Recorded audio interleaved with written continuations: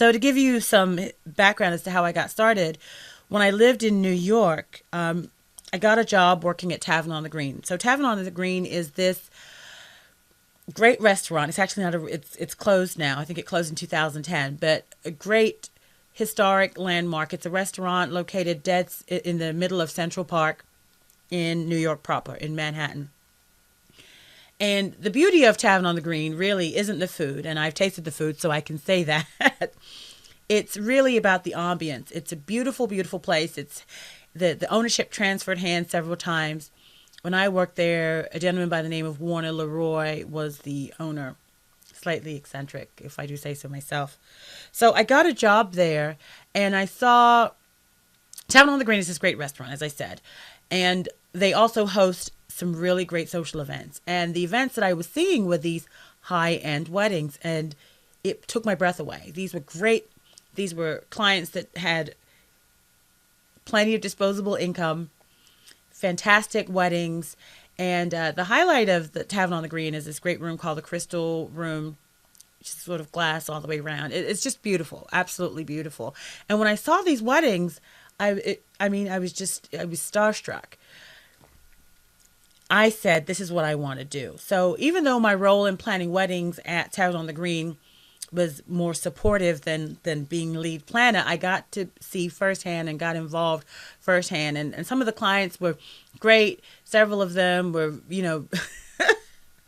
bridezillas for sure, but I enjoyed every second of it. And I said, you know what?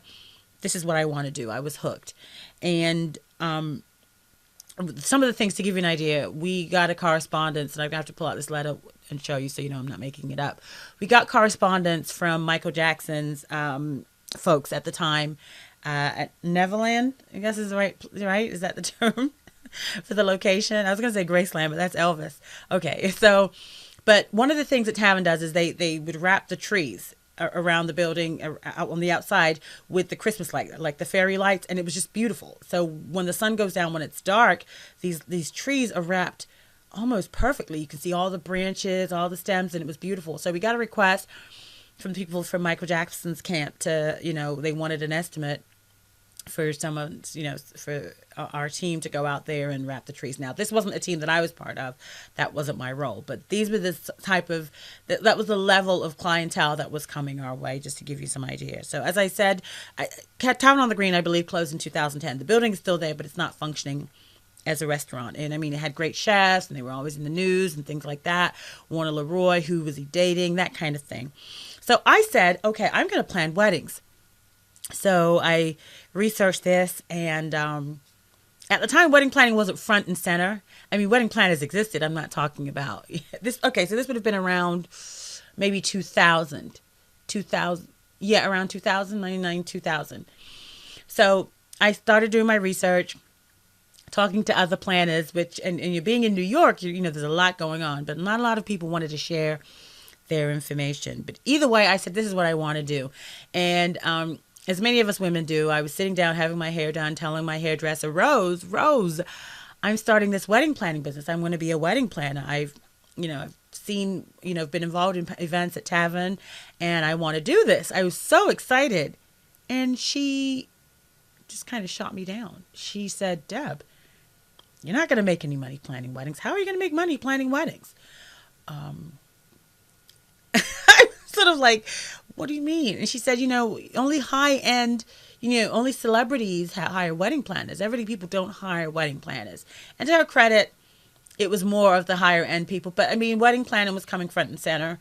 And I was so devastated by that. I mean, I tried to save face and all, but it really, really hurt to hear her say that. And I think that was the beginning of me thinking how silly and how frivolous this dream of mine was, to be a wedding planner. But needless to say, I kept going, I kept researching, and at the time, the Yellow Pages were the thing, and I sprung for a business line. I set up my business telephone line. I was trying to debate, how I was going to do this. This wasn't the time when cell phone plans were so affordable like they are now.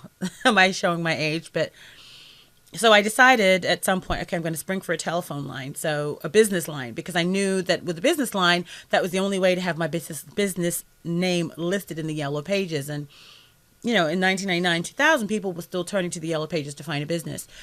The benefit of doing so, though, was even though the books are printed, I think, once a year, at that time I'd missed the printing deadline.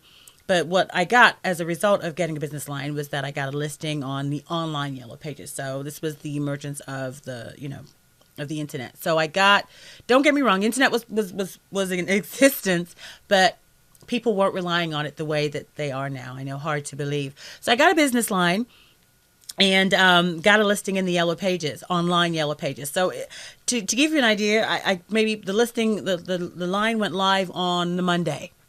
Before Friday, I got a telephone call from Rachel is her name, and Rachel contacted me and said she's interested in a wedding. She needs some help with her wedding. She's planning a Jewish wedding, and she'd like to talk to me. And I can't remember if I even knew what my rates were supposed to be, or if I even knew. I was so excited.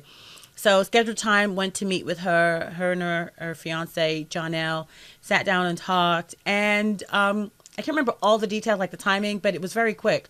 She said, "Yeah, we like you," and we moved forward. And at that time, we're getting married. The ceremony, reception were at the same place. It was a place in Long Island, and I was the person that was just picking up where they left off. So really, it was day of, but I was involved.